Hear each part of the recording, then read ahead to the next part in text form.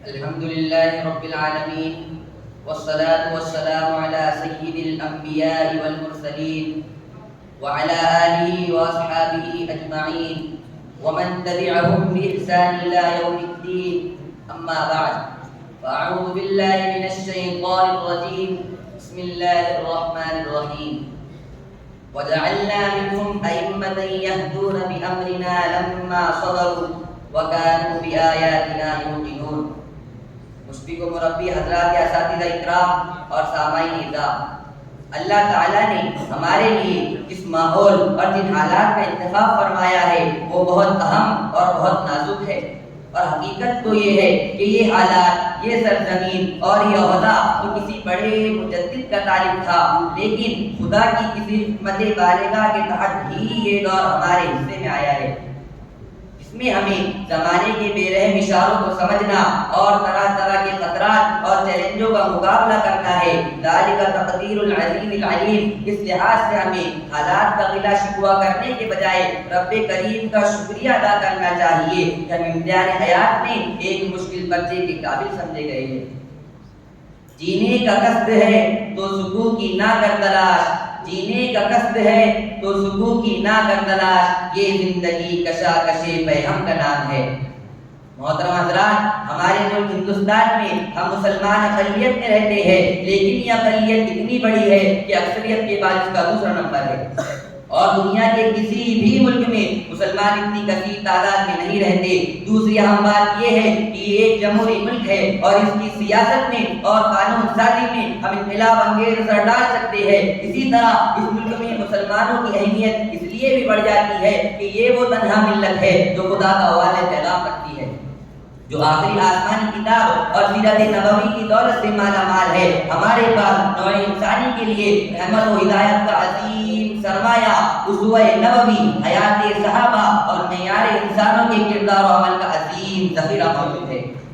اس ملت کے پاس انسانیت کو بانٹنے کے لیے دین کی سوغاتیں ہیں۔ یہ وہ ملت ہے جس کے پاس ہر دور میں کسی جاولب سوسائٹی کو بچا لینے والا نسخہ اور پیغام رہا ہے۔ آپ تاریخ کے جھروں کو سے دیکھیں گے تو آپ کو صاف نظر آئے گا کہ اسی ملت اسلامیہ نے پہلی اور دوسری صدی ہجری اور ساتویں اور آٹھویں صدی ہجری میں قوموں اور ملکوں کی تقدیریں بدل کر رکھ دی تھی۔ اسی ملت نے نیم وحشی اور خواہشام قوموں کو ایک نیا دین و عقیدہ، مقصد زندگی اور ایک جامع اور مکمل تہذیب و معاشرت عطا کی، اور ان قوموں کے مردہ جسموں میں عقیدہ و عمل اور دعوت و عزیمت کی ایک نئی روح فونک دی اور بلا خوف تردید اعلان کیا۔ ہم بدلتے ہیں رخ ہواؤں کا، ہم بدلتے ہیں رخ ہواؤں کا، آؤ دنیا ہمارے ساتھ چلو۔ زمانستان اسلام اور نظر دوڑانے کی کیا ضرورت ہے؟ آپ خود ہندوستان میں مسلمانوں کی تاریخ پر نظر ڈال لیجیے۔ ہم نے اس ملک میں 800 برس تک حکومت کی ہے اور کامیاب حکومت کی ہے۔ اس ملک کو بنایا ہے، سنوارا ہے، ملک کا نام دنیا میں روشن کیا۔ ہم نے اس طویل و عریض ملک کو سیاسی اور انتظامی وحدت عطا کی۔ یہاں جات پات میں بٹے ہوئے اور طبقات کی کشمکش میں گرفتار لوگوں کو اخوت انسانی کی لڑی میں پرو دیا۔ اسی طرح ملک جب انگریزوں کی ظالمانہ شکنجوں میں جکڑا ہوا تھا، اس وقت سب سے پہلے ان کی ظلم و بربریت کے خلاف علم جہاد بلند کرنے والے اور آزادی کا نعرہ لگانے والے ہم مسلمان ہی تھے۔ ہم آزادی کے لیے اس وقت سرگرم سفر ہو چکے تھے جب ہمارے برادران وطن میں اس کا شعور تک بیدار نہیں ہوا تھا۔ چنانچہ سن 1800 سے لے کر سن 1947 تک تقریباً 150 سال کا طویل عرصہ ہندی مسلمانوں کی عظیم قربانیوں کی وہ یادگار ہے جسے تاریخ کبھی فراموش نہیں کر سکتی۔ اس پوری مدت میں ملک کی آزادی کے لیے مسلمان علماء اور عوام نے اپنے تن من دھن کی بازی لگا دی اور اپنے خون جگر سے زمانستانی ہند کی آبیاری کی۔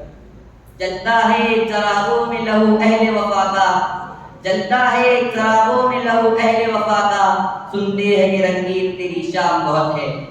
معزز سامعین، اس ملک میں صدیوں سے ہماری سکونت، ملک کے ساتھ ہماری وفاداری، ملک کے لیے ہماری بے لوث قربانیاں، ملک پر ہمارے احسانات، یہ تمام امور ہمیں نہ صرف فخر کے ساتھ جینا سکھاتے ہیں بلکہ ہم برادران وطن کی آنکھ میں آنکھ ڈال کر بات کر سکتے ہیں اور بجا طور پر یہ کہہ سکتے ہیں، تعمیر وطن میں تھے ہم برابر کے شریک، تعمیر وطن میں تھے ہم برابر کے شریک، دیواریں اگر تم ہو تو بنیادیں ہے ہم، لے کر چراغ نکلے جو گھر سے ہم، تاریخیاں چٹ گئی گزرے جدھر سے ہم۔ اس لیے ہمیں نہ احساس قہدری میں مبتلا ہونے کی ضرورت ہے اور نہ ہمارے لیے مایوس ہونے کا کوئی موقع، بلکہ موجودہ حالات تو ہمارے لیے امید افزا ہے، اس لیے کہ ہمارا ملی امتیاز، اس ملک میں ہماری کروڑوں کی آبادی، اس ملک کا جمہوری نظام، یہ ساری باتیں ہمیں یہ موقع فراہم کرتی ہے کہ ہم یہاں کے نظم و نسق پر اثر انداز ہو۔